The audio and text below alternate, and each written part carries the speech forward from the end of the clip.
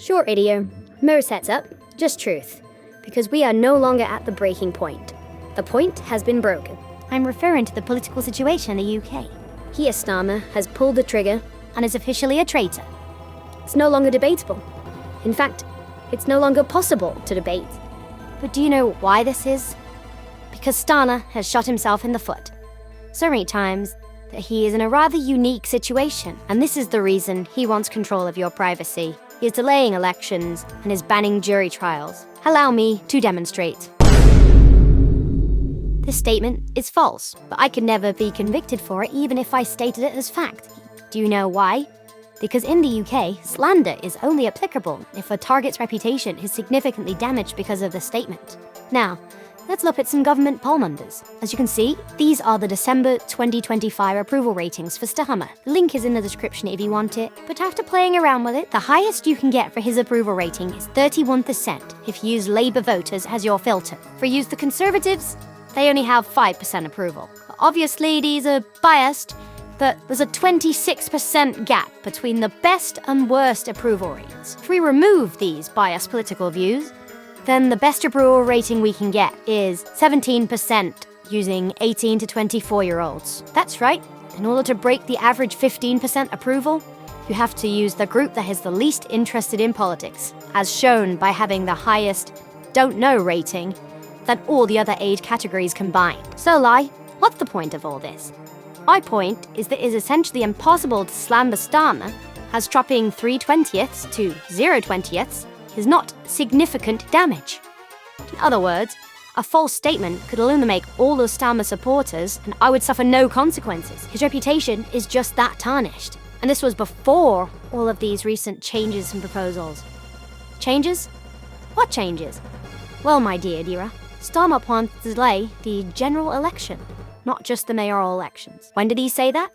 Well, he didn't deny it, and that is infinitely more important when dealing with politicians. If the government were to find that there was some complex reorganisation going on, for example, somebody might have pledged to get rid of the House of Lords and they might be deciding to do that in 2028, might that be a reason to put off a general election in 2028-29?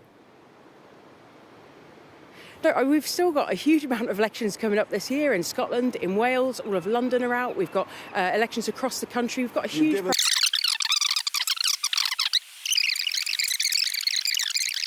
All right, so just to be absolutely clear for viewers who are currently shouting at the television screen, even if things are difficult and there is reorganisation of Westminster, as I say, you promised to get rid of the House of Lords, there is going to be no delay on a general election. We promised to get rid of hereditary peers, and we're undertaking that programme. So, that is ongoing.